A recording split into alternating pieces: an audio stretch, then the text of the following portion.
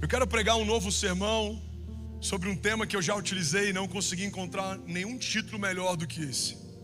A gente vai utilizar o mesmo título, mas debaixo de um entendimento diferente nessa noite. Eu quero falar sobre o medo. Alguém já sentiu medo em algum momento da vida aqui? Alguém já tomou decisões erradas por conta do medo? O grande desafio do medo é que muitas vezes depois que algo acontece, a gente olha e fala: eu deveria ter feito, deveria ter entrado, deveria ter agido, deveria ter ousado. Mas depois que algumas janelas de oportunidade passam, por mais que você possa reavaliar como poderia ter feito diferente, aquilo já se perdeu, já se foi. E o medo, ele é interessante porque ele conecta crentes e não crentes. Você pode ser apaixonado por Jesus, ou você pode ser descrente, e ainda assim o medo faz parte da nossa natureza. Ele é inerente à nossa vontade. Precisamos aprender a lidar com o medo.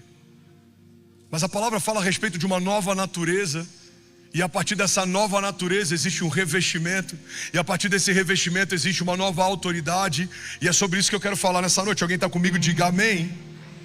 O tema da mensagem de hoje é: você não foi criado para viver com medo. Me ajuda a pregar, fala para alguém perto de você: você não foi criado para viver com medo.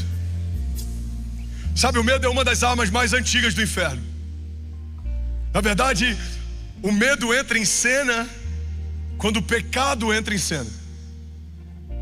A gente foi implantado num jardim, havia proteção, provisão, cuidado, havia acesso, intimidade, revelação.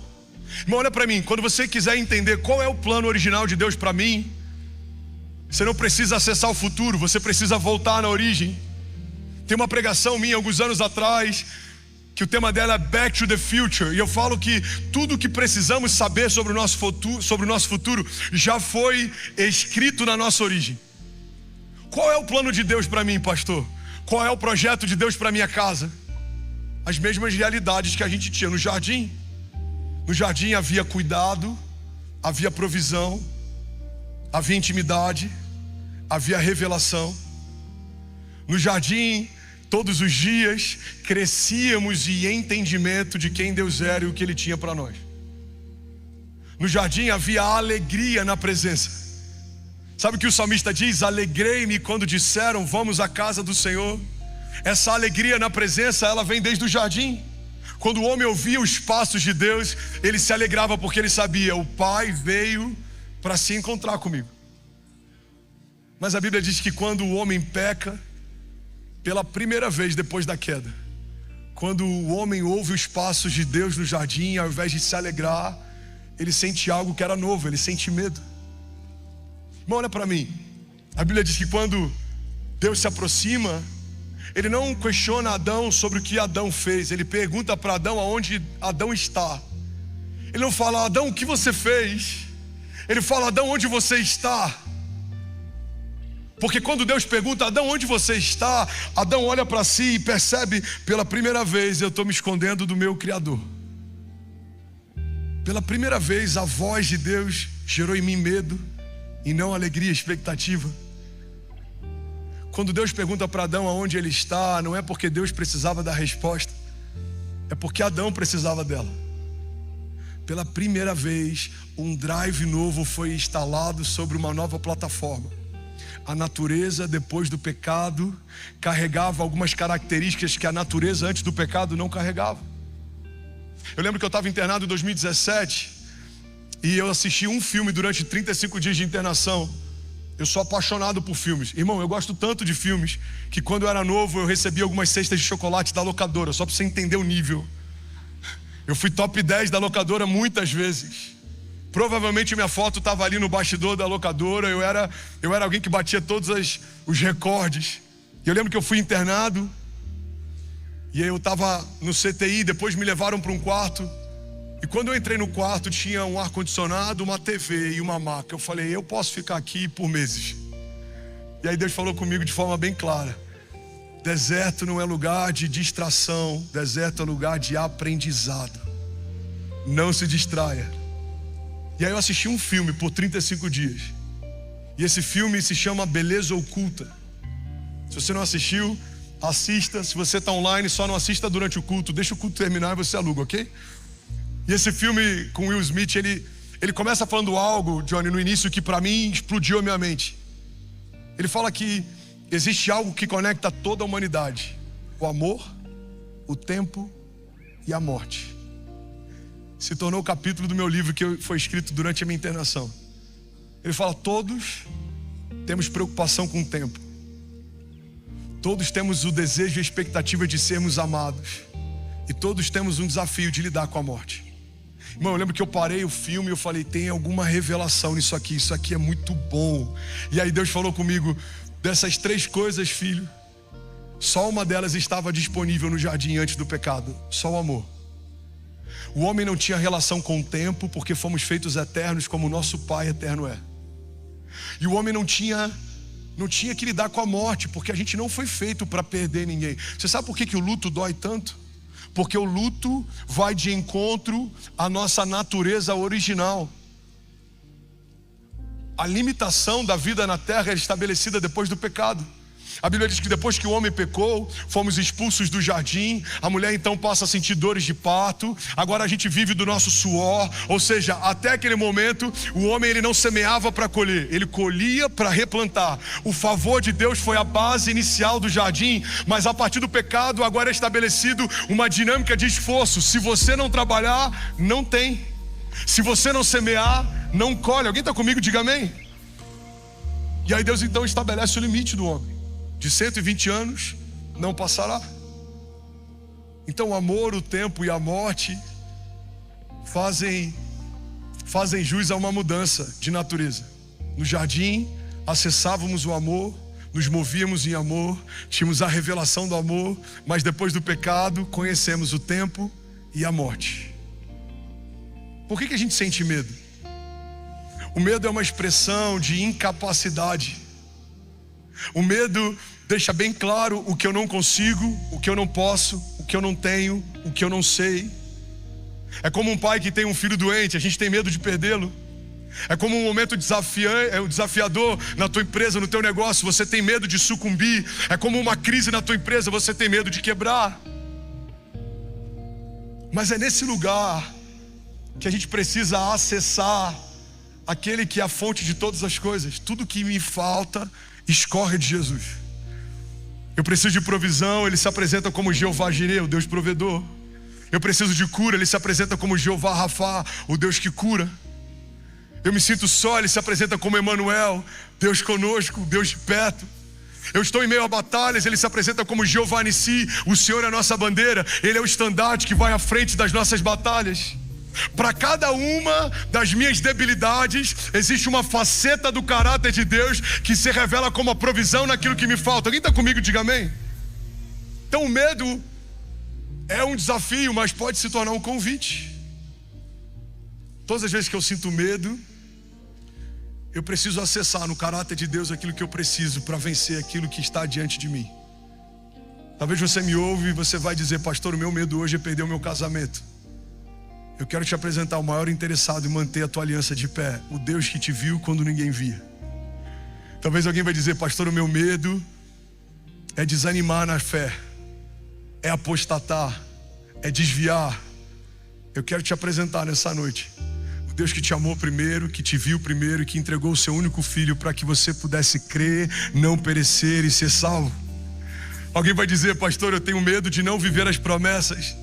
Eu quero te apresentar aquele que a Bíblia diz que é fiel para cumprir o que prometeu. Aquele que a Bíblia diz que não é homem para que minta e nem filho do homem para que se arrependa. Eu quero te revelar aquele que tem uma natureza imutável. Aquele que não gera alguma expectativa, que não tem a intenção de suprir. Irmão, não há nenhum tipo de medo que você carregue que não haja em Jesus uma expressão para anular todo medo. A Bíblia diz que o verdadeiro amor lança fora todo medo. Alguém está comigo aqui? Diga amém. Por que o medo é tão preocupante? Porque o medo, ele não só gera paralisia, o medo gera distorção. Olha para mim.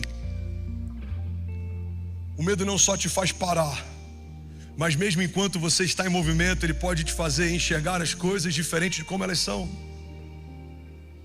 A distorção fez com que espias que visualizaram a terra prometida tivessem dúvida se de fato poderiam acessá-la. Você percebe? Eles estavam lá. O problema deles não foi a travessia. Eles viram a terra, o problema deles não foi visão. Mas o medo distorceu as coisas como elas realmente eram. Você imagina que um Deus que nos trouxe até aqui, 40 anos no deserto, tantas crises, tanto escape, tanto livramento. O Senhor fez pão descer do céu. O Senhor não deixou nossas roupas se gastarem. O Senhor nos livrou das mãos de Faraó. O Senhor enviou pragas para que o Faraó, mesmo com o coração fechado, nos liberasse. O Senhor abriu o mar e ainda assim, espias por conta do medo, olharam para a promessa e não acessaram ela. Irmão, olha para mim, não podemos subjugar os feitos do medo. O medo fez um povo eleito não entrar numa terra prometida.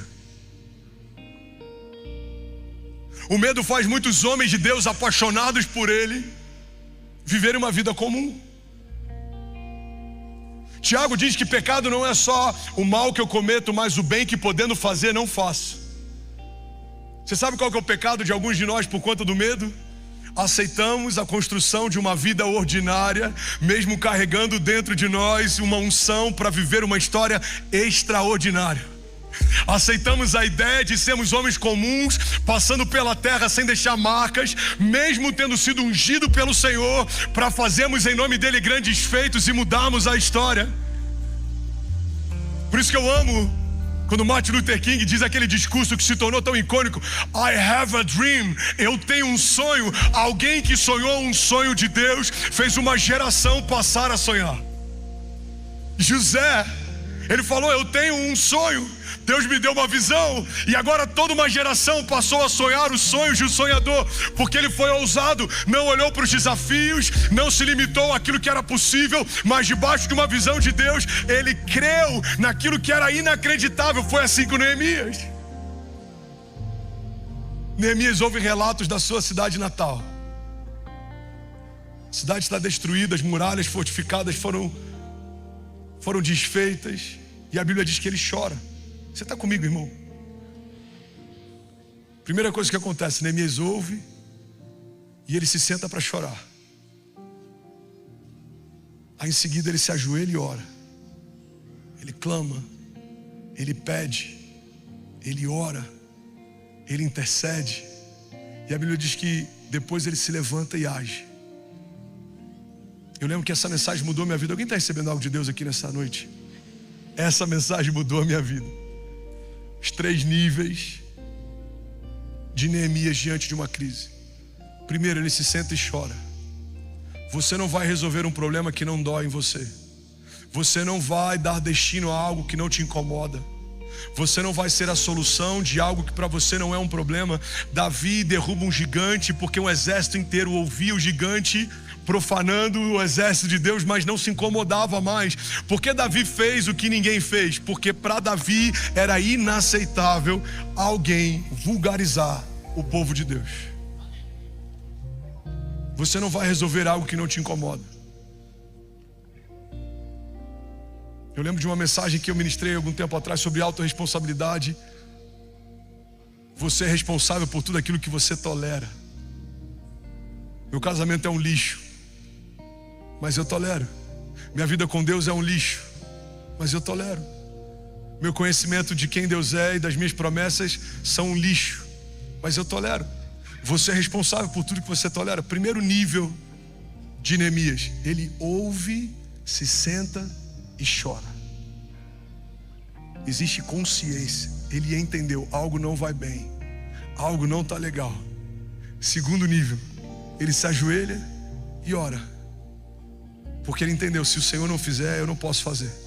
Se o Senhor não me enviar, sozinho eu não consigo. Se o Senhor não abrir o coração do rei, eu não tenho provisão, liberação, eu não tenho como ir. E aí a terceira etapa, que é onde muitos de nós muitas vezes fracassamos, ele se levanta e age. O que vai mudar a história do Brasil não é a teologia dos púlpitos, é uma fé prática. Quantos púlpitos falam sobre milagres, mas a gente não vê na congregação nenhum deles? Quantas pessoas falam sobre tocar os 7 montes, mas quando alguém fura a bolha, é perseguido pela própria religião?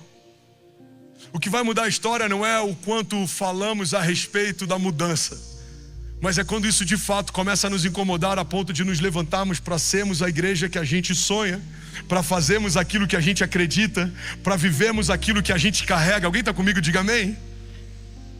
Então Neemias rompe com medo. Havia medo dos inimigos, mas ele construiu a despeito do medo. Irmão, olha para mim. Havia medo dos levantes, mas ele continuou a despeito do medo. Havia medo das retaliações, mas ele continuou a despeito do medo. A Bíblia diz que Neemias pega então as famílias e ele faz de uma forma que foi tão poderosa. Ele coloca as famílias juntos na construção. Homens edificavam as muralhas com uma mão e defendiam a sua família com a outra. Neemias está estabelecendo um princípio. Quando nós entendemos que é pelas nossas famílias que estamos lutando, vamos continuar fazendo apesar do medo. Irmão, não tem nada melhor para te fazer continuar construindo, crendo, avançando, do que entender que a sua família depende daquilo que você carrega. Eu preguei algumas semanas atrás uma mensagem que se chama Sem Tempo para Desistir. André, você não está cansado? Não, eu não estou cansado, eu estou exausto. André, você não desanimou? Não, eu não desanimei. Eu cheguei ao ponto de quase desistir, mas eu não posso parar, porque há sobre a minha casa uma palavra, e há uma geração depois de outra geração que ouvirá a respeito da grandiosidade dos feitos de Deus. Aleluia! Aleluia! Aleluia! Cansado, frustrado, ferido, mas você não pode parar. Cercado, desanimado, coagido, mas você não pode parar. Em alguns momentos setado, flechado, marcado, mas você não pode parar. Porque maior é o que está em nós do que tudo que se levanta ao nosso redor. Vamos, alguém aqui nessa noite? Você pode celebrar Jesus no seu lugar. Você pode dar um brado de liberdade nessa noite.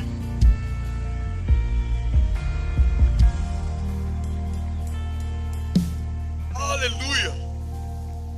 Aleluia. A batalha contra o medo não é só uma batalha emocional, é uma batalha espiritual. Não se trata com remédio. Ela também tem a ver com intercessão.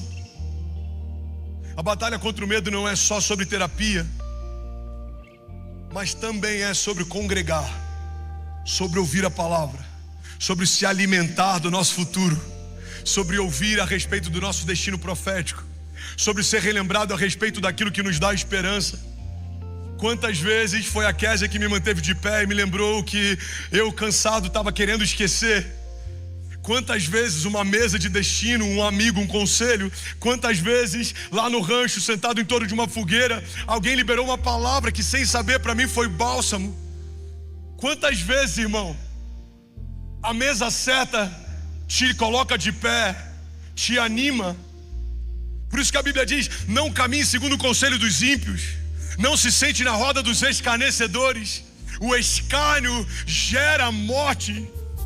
O conselho mau te leva para um lugar ruim, mas aquele que caminha segundo um conselho de sabedoria encontra a vida. É como um poço de água fresca no meio do deserto. No meio de uma travessia cansativa, Deus vai levantar pessoas que vão te dar a palavra certa na hora certa. Eu estou profetizando. O Senhor vai te colocar nas mesas certas. O Senhor vai te cercar de amigos certos. O Senhor vai te apresentar os amigos dele. Os amigos de Jesus estarão ao redor da tua mesa. E o Senhor vai limpar mesas. O Senhor vai remover sem que você precise se expor. Sem perceber, alguns vão sair e outros vão chegar. Sem perceber, Deus vai transicionar estações. Deus vai transicionar agendas. Deus vai transicionar motivações.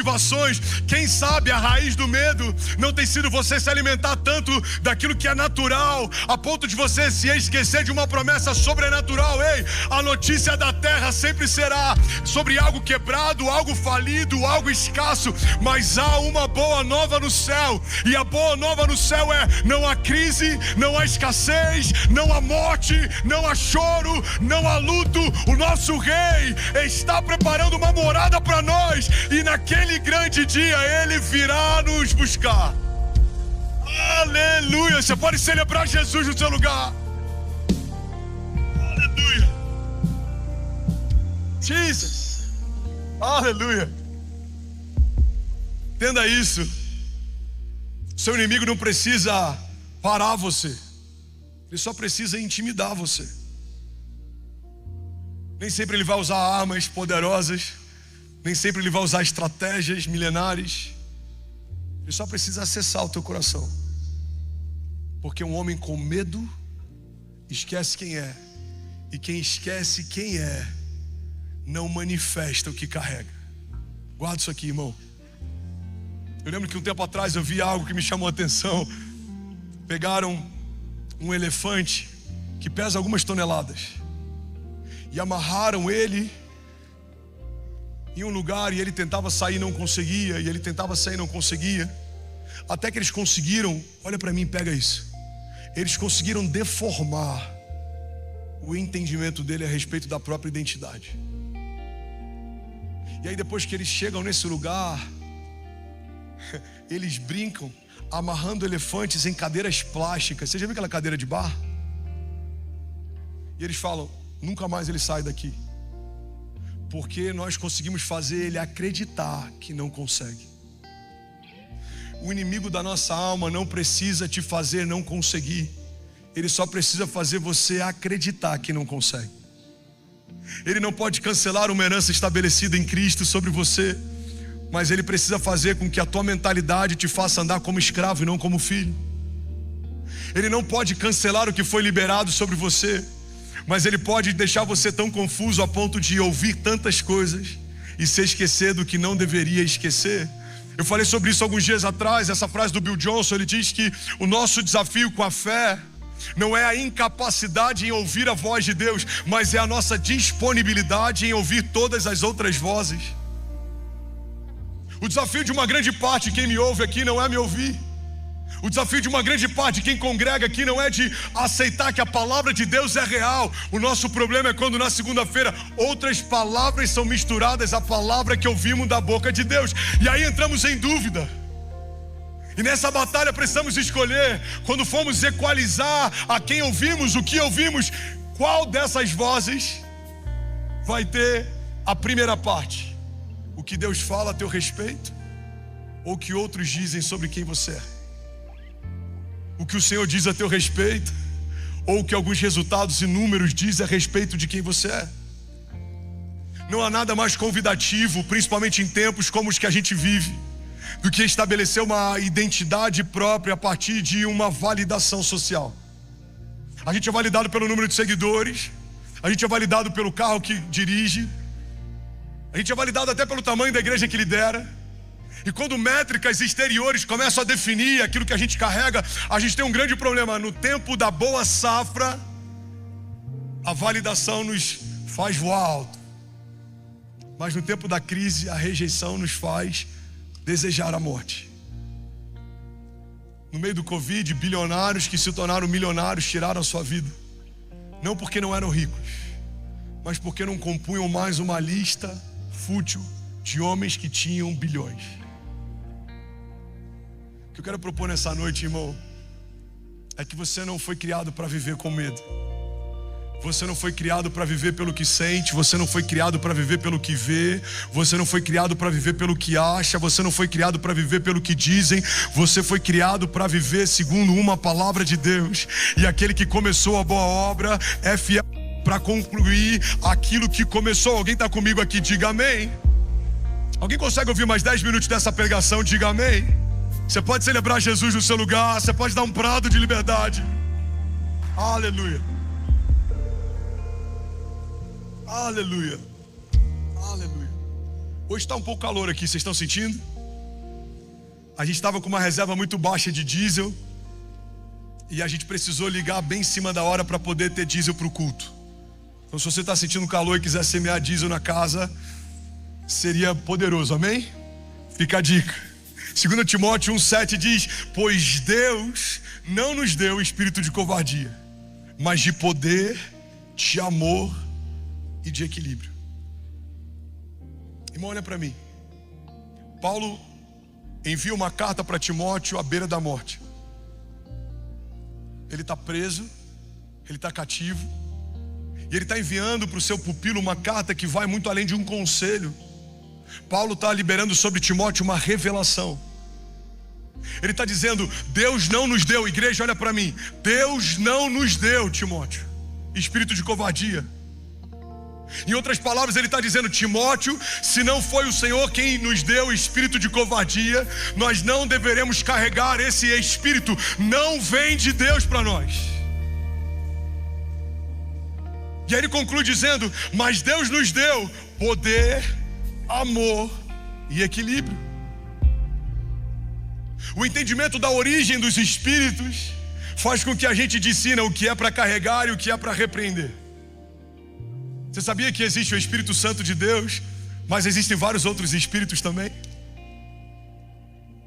Espírito de intimidação, espírito de manipulação. Existem espíritos que vêm para oprimir, existem espíritos que vêm para roubar, para matar, para destruir. Existem espíritos que vêm para dividir. Nesse texto, Paulo cita o espírito de covardia.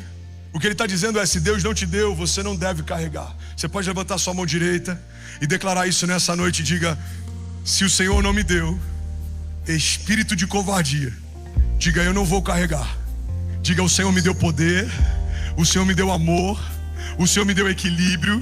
Diga: o Espírito Santo de Deus está sobre mim, e debaixo da unção do Senhor eu sou imparável, eu sou invencível, eu sou inquebrável, eu sou inabalável. Declare com autoridade, diga: debaixo da unção do Senhor eu avançarei, em fé edificarei. Eu e a minha casa estaremos guardados, protegidos, blindados, ungidos, e debaixo da unção do Senhor avançaremos em fé, e as portas do inferno não prevalecerão contra nós. Você pode dar um brado de liberdade no seu lugar. Vamos, celeiro, será que alguém pode, pelo amor de Deus, fazer barulho? Aleluia! Aleluia!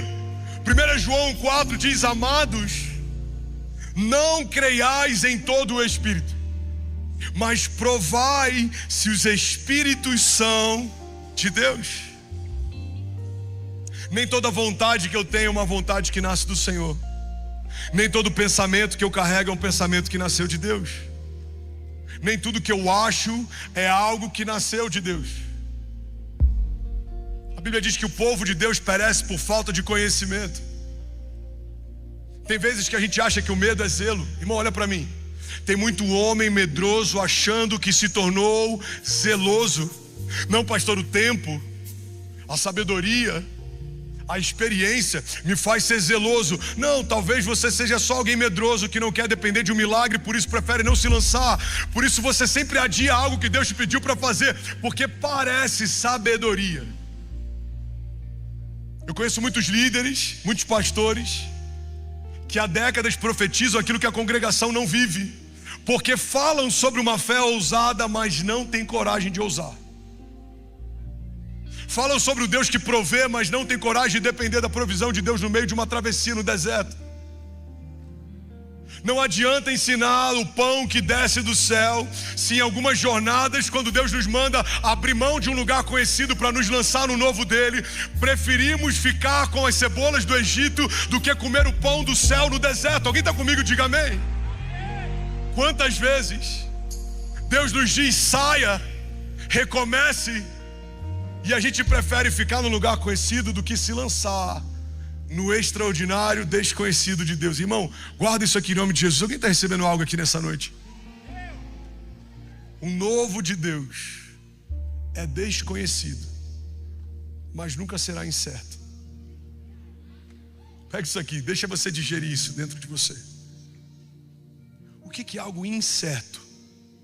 Não dá para saber se vai vingar, se vai parar de pé, se vai se manifestar, se vai acontecer. É incerto. Agora, e quando Deus te manda fazer algo? É desconhecido. Olhos não viram, ouvidos não ouviram, e não penetrou no coração do homem. Ou seja, de forma natural eu não consigo entender o que Deus está fazendo, mas de forma sobrenatural eu tenho plena convicção: o Senhor já preparou um caminho de milagres. O Senhor vai fazer algo inédito. Alguém está comigo? Diga amém. Abraão, sai da tua terra, do meio da tua parentela, e vai para o lugar que eu te mostrarei. É incerto? Não, mas é desconhecido. A terra é nova, o jeito de Deus fazer é novo, o lugar é novo, o povo é novo. Mas Deus fez de um homem casado com uma mulher estéril um pai de multidões no meio do deserto. Cara, isso é muito forte. José recebe um sonho, é vendido pelos irmãos porque ele cometeu o pecado de carregar um sonho maior do que o lugar que ele estava plantado. Ele é arrancado, lançado num poço, é feito cativo, é feito escravo. É incerto? Não. O governador do Egito está sendo forjado nos processos, mas é desconhecido. O que acontece quando eu for para a casa de Potifar? O que acontece depois que a mulher de Potifar me enganar? O que acontece depois que o padeiro e o copeiro tiverem uma revelação a partir daquilo que o Senhor me mostrou? Isso é desconhecido, mas não é incerto. José, o governador do Egito, está sendo forjado no meio dos seus processos. Olha para a história de Jesus. O Verbo encarnado foi escorraçado, humilhado, transpassado, teve sede, pediu água, deram um vinagre para ele beber, e ele bebeu, não cuspiu. O Filho de Deus teve suas vestes repartidas, zombaram dele. O que vai acontecer é desconhecido. Ninguém tinha ideia de como seria, mas a palavra já dizia, vai acontecer. O Espírito invadirá o Hades e da morte ressurgirá o Filho de Deus. E aí é feita uma pergunta que eu amo: onde está a morte, a sua vitória? Onde está a morte, o seu aguilhão? A morte foi vencida pela vida. Cristo ressuscitou. Você pode celebrar Jesus no seu lugar. Vamos celebrar. Alguém pode celebrar a ressurreição aqui nessa noite? Aleluia. O louvor pode subir para parecer que está acabando. Sobe, por favor. É desconhecido. Nunca aconteceu daquele jeito, mas não é incerto. Deus já havia predito pelos profetas, nos salmos. Deus já dizia o que aconteceria com seu filho, e aconteceu. Irmão, olha para mim, eu vou finalizar aqui. Deus já disse também coisas a teu respeito. Algumas já aconteceram, outras vão acontecer. O salmista diz: o Senhor escreveu cada um dos meus dias no seu livro, antes de qualquer um deles existir. Irmão, todo medo é uma expressão de dúvida. Olha para mim e guarda isso. Todo medo é uma expressão de dúvida. Qual que é o teu medo? Eu tenho medo de quebrar. Você tem dúvida se Deus vai prover. Pastor, eu tenho medo de não viver as promessas. Você tem dúvida se Deus vai cumprir. Pastor, eu tenho medo dos meus filhos não amarem Jesus. Você tem dúvida se crescendo no caminho do Senhor eles vão permanecer quando crescerem, para não se desviarem dele. Todo medo é uma expressão de dúvida. É por isso, irmão, que caminhar com medo é um desrespeito à nossa fé. Porque ou nos movemos pelo que tememos, ou nos movemos por aquilo que cremos. Eu sinto medo, mas eu não sou o que eu sinto. Eu sou quem Deus diz que eu sou. Eu tenho o que Deus diz que eu tenho. Eu posso o que Deus diz que eu posso. E eu vou viver cada promessa que o Senhor me fez. Vamos, alguém aqui nessa noite? Você pode ficar de pé no seu lugar. Celebra Jesus mais forte se você crê nisso. Vamos, exalte Jesus mais alto se você recebe essa palavra. Vamos celebrar. Alguém pode fazer barulho aqui nessa noite? Aleluia. Aleluia. Aleluia. Queria te convidar a fechar os seus olhos. Eu queria pedir para que ninguém se movesse agora. Voluntários, famílias, por favor, não se movam. Esse é o momento mais importante do culto. Eu quero profetizar sobre você E eu creio que o Senhor vai fazer algo novo a partir de hoje. Daqui a alguns meses, alguns vão dizer: pastor, naquele dia Deus mudou a minha história, Deus invadiu a minha casa, Deus mudou minhas vestes, Deus me revestiu de ousadia. Vamos, alguém aqui nessa noite? Vamos onde estão os avivalistas. Levante as suas mãos, feche teus olhos.